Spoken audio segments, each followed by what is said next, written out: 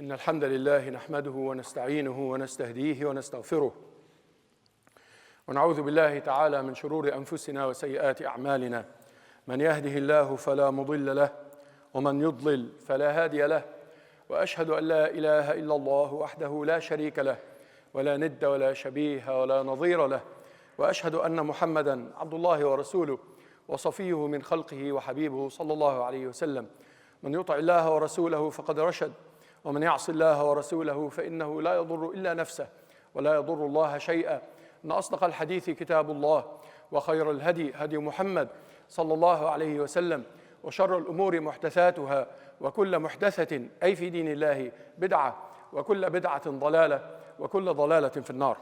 أما بعد. Every prophet before Muhammad صلى الله عليه وسلم was sent to his people. So Muhammad said صلى الله عليه وسلم. But Muhammad was sent to everybody. بعثت للناس كافة. I was sent to everybody. Every prophet before Muhammad صلى الله عليه وسلم was sent to a particular tribe or a particular city or a particular region. And then after the prophet dies, people usually deviate. The Quran is teaching us about that after every prophet's death, people start to change and to include bid'ahs, innovations in the religion. Eventually, humanity, after every prophet of Allah, eventually worshipped idols, or worshipped the sun and the moon, or worshipped people, persons like them, a king, or even a prophet from the old time that they forgot the real message of, and eventually worshipped him. Humanity without a mentor goes astray. Muhammad sallallahu alayhi wasallam died, but Muhammad left with us his mentor. The mentor of Muhammad sent from Allah subhanahu wa ta'ala was a message, a book from Allah subhanahu wa ta'ala. That message was his mentor. His wife sallallahu alayhi wasallam, when she was asked after his conduct, after his death sallallahu alayhi wasallam, she said his conduct was the Quran. Or I tell you what, he was a Quran walking on earth. So Muhammad sallallahu alayhi wasallam died, and the way we do not fall into worshiping idols and do not fall into losing the message is to follow the mentor that he left sallallahu alayhi wasallam. And that's what he said in his last sermon. He said, I've left with you two things that if you hold on to them, you will never go astray after me. The book of Allah and the sunnah, the tradition, the example of his messenger. We have this. We have the book of Allah subhanahu wa ta'ala to guide us. Otherwise, we have no protection from going astray. The shaitan is always active, trying to bring ideas in the religion, and eventually humanity does deviate without a prophet. That's why Allah subhanahu wa ta'ala sent prophets after prophets before Muhammad. He was the last one. Now, the Quran is the guidance. The Quran is the way by which or through which we do not go astray. A large portion of this ummah today has gone astray.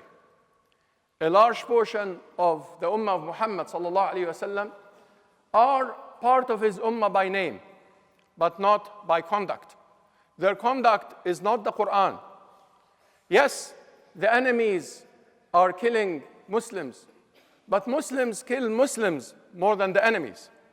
And yes, the enemies steal Muslims, but Muslims steal from Muslims more than the enemies. And the enemies are tyrants and so forth, but Muslims have the worst kinds of tyrants on earth. Why? Because they are not following the mentor.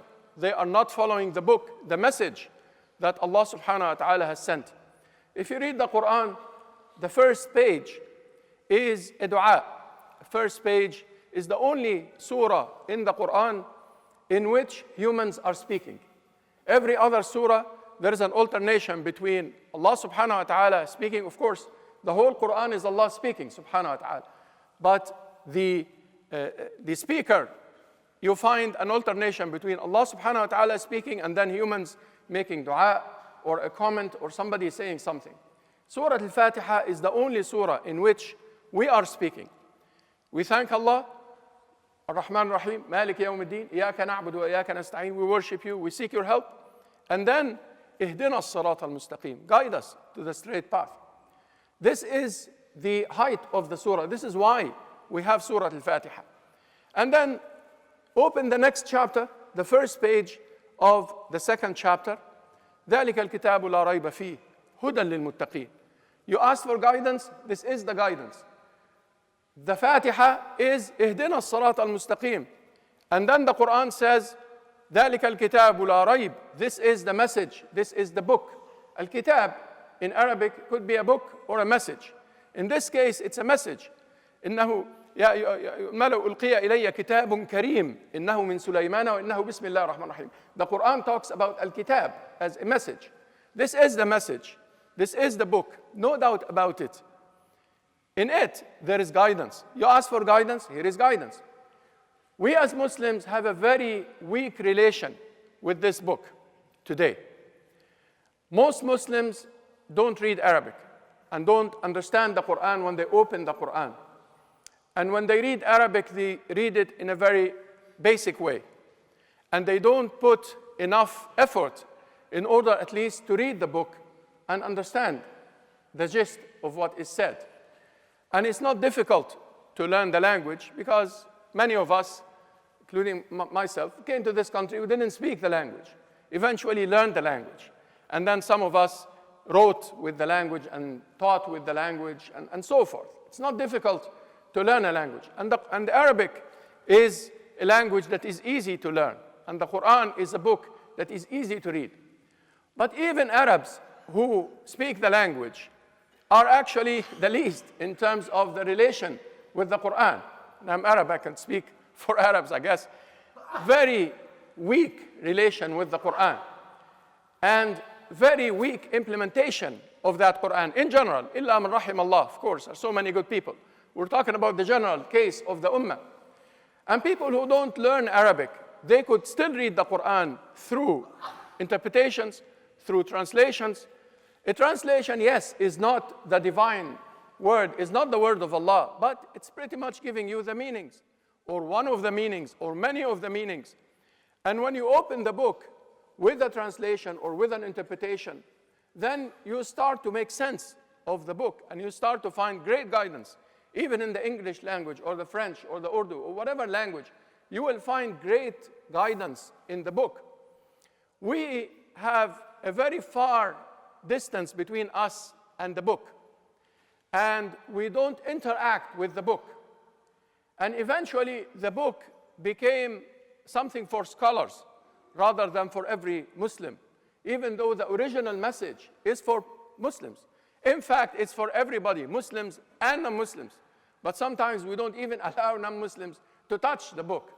But it is for them. Allah subhanahu wa ta'ala in the book is saying, Ya ayyuhan nas, O people, they are supposed to open it and read. This is the message to you, humans. Ya ayyuhan nas u'budu rabbakum, the same first page or the second page.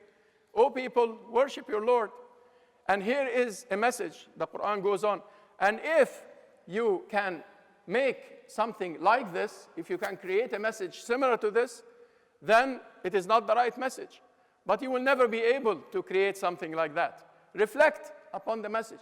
O people, ya ayyuhan nas. But Muslims, we did not put and do not put enough effort to interact with the Quran. We left the Quran largely for scholars. And when we interact with scholars, we ask them those small questions about what to do and what not to do and so forth. And we rarely ask the scholars about the bigger questions, the questions of life and death, the questions of Allah subhanahu wa ta'ala, the questions of the prophets. When you read the Quran, it will bring you back to the right perspective. It will bring you back to the right importance of different issues. Because issues in the Quran are not all at the same weight and not all at the same importance. There are issues in which the Quran is talking to us about them. For Allah subhanahu wa ta'ala, for example, thousands of verses, thousands of sides of that issue, the issue of the Creator subhanahu wa ta'ala. And there are issues that are less important than the Quran mentions in passing. And there are issues that are very small details and interpretations and fatwa and all of that that are also part of Islam, but much, much less important. We put the tree upside down, and we are focusing on the leaves instead of the roots. And we are taking the branches instead of the stem. And therefore, the tree is deformed, and we don't see, to a large extent, what Islam is about because we don't read Quran enough. We Muslims don't read that book enough and don't interact with it enough. And we think that reading it is some kind of a sin, just because some people are saying that you're not allowed to interpret or do tafsir. But we are not doing tafsir, we are doing tadbir, tadabbur, reflection. Allah subhanahu wa ta'ala in the Quran mentioned in many places, أَفَلَا يَتَدَبَّرُونَ الْقُرْآنَ. Don't they reflect upon the Quran? لِقَوْمٍ يَتَفَكَّرُونَ. Don't they think about that book? This is for whom? This is not only for the scholars, this is for everybody. Everybody is supposed to open that book and reflect. And the reflection, as I'm saying, will put the right proportions of things in your mind and heart and will make you practice Islam properly. Because without that book, we are deviating. And without a few of the advices, perhaps, that we get from scholars here and there, we are deviating. And some of us are idol worshippers now in many, many modern ways and contemporary ways. Now, the Quran focuses on Allah subhanahu wa ta'ala and puts Allah in the center of your life and in the center of everybody's existence and in the center of the universe. The center of the universe in the Quran is not the human being and is not nature and is not anything. It's Allah subhanahu wa ta'ala. That's what everything revolves around, metaphorically, obviously. When you read the Quran, it tells you about the attributes of Allah. And these attributes, if you go with the journey of the Quran and you are guided by the light of the Quran, these attributes will have an impact on your personality and your heart and your conduct. When you know that Allah is Ar-Rahman, Ar-Rahim, this is not just information. And when you see Ar-Rahmah, mercy of Allah in the Quran in many, many ways, in the creation and in the stories of the prophets and in the rules that He asked us to abide by, and so many things you find rahmah. You become a person who is merciful, and something that we lacked quite a bit because of the distance between us and the Quran.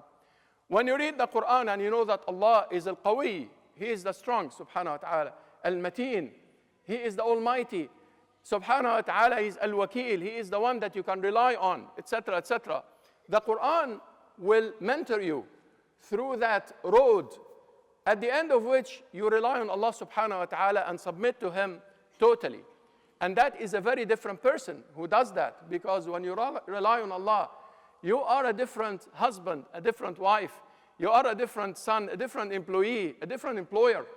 You are a different citizen. You are a different person when you are a person who relies on Allah and fears nobody but Allah and seeks providence from nobody but Allah, and so forth. The real aqeedah, not the aqeedah that is the philosophy that the scholars are busy with, rightly so, to defend Islam from some philosophical discourses. But that's not Islam, that's not aqeedah.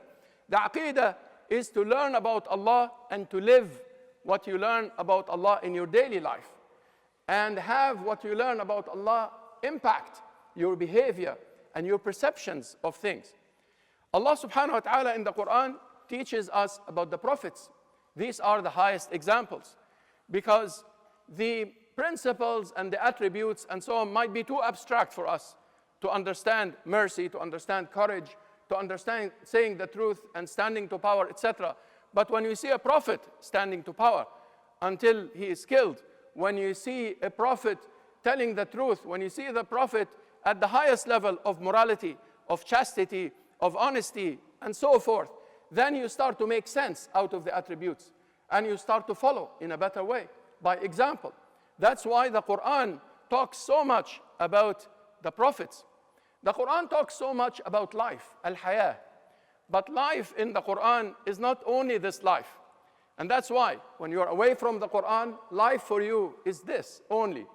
But then the Quran corrects that. The Quran tells you that life is the afterlife. The real life is the afterlife. وَإِنَّ الدَّارَ الْآخِرَةَ لَهِيَ الْحَيَوَانِ. The afterlife is the real life. And therefore, not to sit in the mosque and pray all your life. This is not the purpose here. The purpose is to be in the dunya, but for your heart to be attached to the afterlife more than this life. And to be in the dunya in order to reform the dunya and better it and make it a better place and so forth. But if you live in the afterlife more than you live in this life, again, you are a different kind of believer. You are a different kind of Muslim. When you have the afterlife and the Quran educates you, does this tarbiyah on you so that the afterlife becomes very important in your life, and death and what's after death becomes an integral part of who you are. That is very important, something that we will miss if we continue to just live and ask perhaps about the issues of halal and haram when we need them, but we don't really look at the afterlife, at the real life. The Quran also tells you about morals and combines, in fact, morals with rules. We did the separation between the morals of Islam and the rules, al-ahkam. In Islam, the ahkam, what you should do and we should not do, sins, etc., staying away from them, this is not void of morals. This is morals. This is how Allah defines morals. And it's very important that we refer to the Quran for a moral guidance, because sometimes under the pressure of other people with other beliefs and other lifestyles, we have a pressure on our morals, on the Quranic morals. And then you find Muslims being different in terms of the perception of the morals from the Quran, from what the Quran is defining. So zina doesn't become haram, the adultery does not become haram, or stealing does not become haram, or murder for that matter, in the name of politics or in the name of whatever, doesn't become haram. And the things that the Quran is teaching us, that they define morality, the rules that define morality. The rules are not the tiny, small questions. Yes, they are important. But the bigger rules, do not kill, do not steal, do not commit adultery, do not do riba, usury, a major crisis we have in today's world because of usury. And read about how economies are destroyed and lives are destroyed because of usury, etc. When you look at the bigger picture of the Quran, and the Quran takes you in the journey of educating you about morality, about faith, about the examples of faith in this life, then you become a different person. When we are far from the Quran, we go astray, my brothers and sisters, and this is an advice for myself and you, to go back to the Quran. Not just to memorize without understanding, not just to read the Arabic if your language is not Arabic, but to go back to the Quran and seek guidance, and seek light, and seek the Quran changing your heart and changing your life in order to become closer to Allah subhanahu wa ta'ala, and after Muhammad sallallahu alayhi wa sallam, behind him in his path. أقول قولي هذا وأستغفر الله لي ولكم.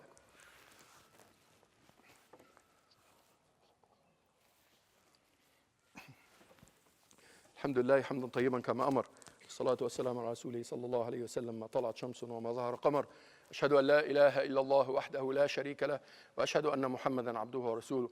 إن الله وملائكته يصلون على النبي يا أيها الذين آمنوا صلوا عليه وسلموا تسليما. اللهم صل على محمد في الأولين، وصل على محمد في الآخرين، وصل على محمد في كل وقت وحين، وصل على محمد في الملأ الأعلى إلى يوم الدين. اللهم أحينا على سنته وأمتنا على ملته واحشرنا في زمرته. اللهم احشرنا معه كما آمنا به ولم نره، اللهم لا تفرق بيننا وبينه حتى تدخلنا مدخله. اللهم اغفر للمؤمنين والمؤمنات والمسلمين والمسلمات الأحياء منهم والأموات، إنك يا مولانا سميع قريب مجيب الدعوات. اللهم لا تدع لنا ذنبا إلا غفرته، ولا عيبا إلا سترته، ولا هما إلا فرجته، ولا مريضا إلا شفيته، ولا مبتلا إلا عافيته، ولا ضالا إلا هديته، ولا مولودا إلا أصلحته، ولا حيرانا إلا دللته، ولا عدوا إلا خذلته، ولا مجاهدا في سبيلك حقا إلا نصرته، ولا أسيرا في سبيلك حقا إلا فككته، ولا حاجة هي لك رضا ولنا فيها صلاح إلا قضيتها يا كريم. ربنا أتنا في الدنيا حسنة وفي الآخرة حسنة وقنا عذاب النار. أقم الصلاة إن الصلاة تنهى عن الفحشاء والمنكر ولذكر الله أكبر والله يعلم ما تصنعون.